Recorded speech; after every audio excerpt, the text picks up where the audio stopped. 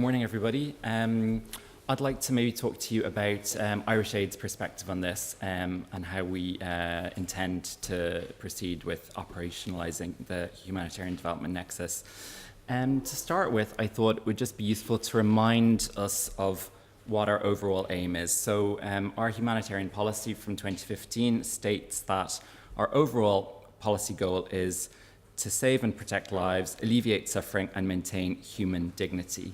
So I think sometimes with these debates, you can get caught in the weeds a little bit, and you're talking about processes and being more efficient and effective.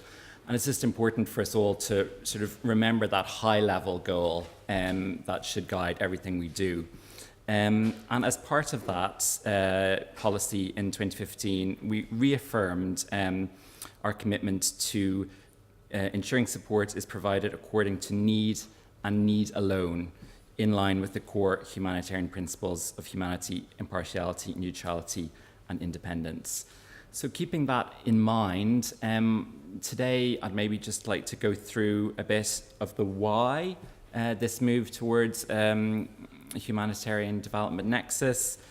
What is the framework that guides Irish Aid's actions? How are we going to do this? And this, I think, is maybe the most interesting part, the ethical questions that arise when we're talking about sort of integrating action between humanitarian development partners, the different interpretations that can be there, and then where in the world is Ireland trying to implement this kind of new way of working. So Brian has gone into a lot of the reasons why humanitarian actors are looking to work in a more collaborative way with development actors. Recurring protracted chronic crises becoming more widespread and frequent.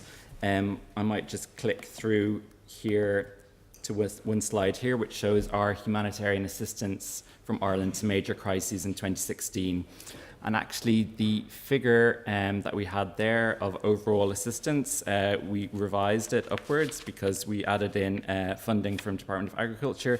Last year, over 190 million euro in humanitarian assistance. I mean, it's a huge amount, and as a proportion of our overseas development aid, it's going up and up. And is this a sustainable way to work?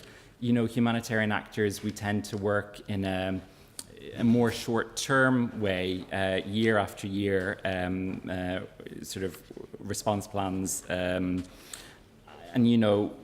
when you look at where we're giving our aid, many of the situations are the same situations that we've been giving aid to, over the last 10 years.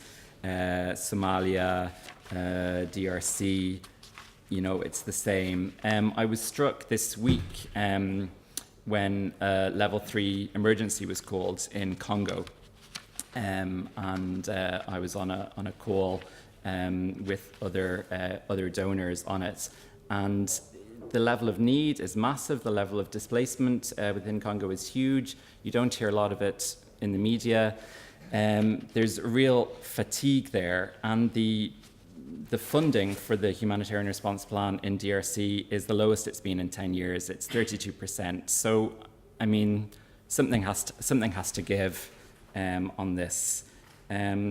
So if I just go back here, a few of the reasons why we need to work in a different way.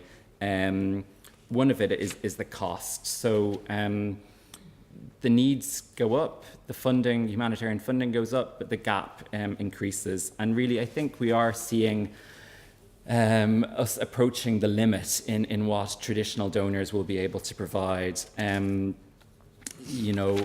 At some point, the needs will not be met in a drastic way. We're fortunate in Ireland that we have broad cross-party support for the aid programme. We have, broadly supportive media as well. That's not the case, as we know, in many countries across Europe, where their aid budgets are really under threat, and let alone increasing aid budgets and for aid for humanitarian action. So, new approaches.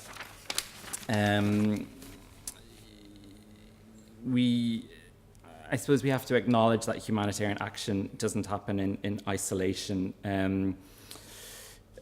And I think the World Humanitarian Summit in 2016 brought this it was good, and it brought actors working from different spheres together. It certainly was the case in the Irish Department of Foreign Affairs that the report of the Secretary General looked at shrinking the needs as well as responding to the needs. So we're looking at political leadership to solve crises, how to respect and protect civilians during war, improve accountability, as well as looking at the delivery of humanitarian aid.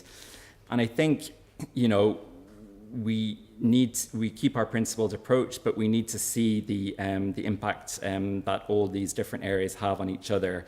I was in Geneva when Guterres was High Commissioner for Refugees, and he would come and he would brief donors on a particular situation that UNHCR needed money for, and he would spend a lot of time talking about the causes of the crisis. And we felt really as humanitarian officers, he was really preaching to the converted.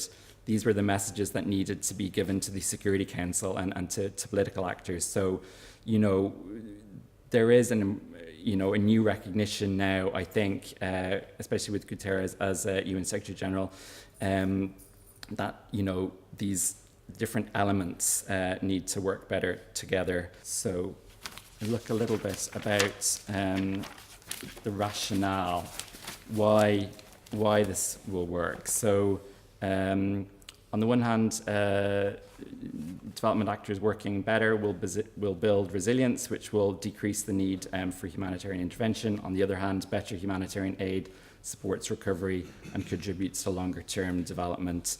The importance of addressing the root causes, and then the cost. I suppose the costs are unsustainable. And the report to the World Humanitarian Summit noted that humanitarian assistance had become the UN's costliest activity, and protracted crises were acting as the biggest driver of spiralling costs. And the report on that said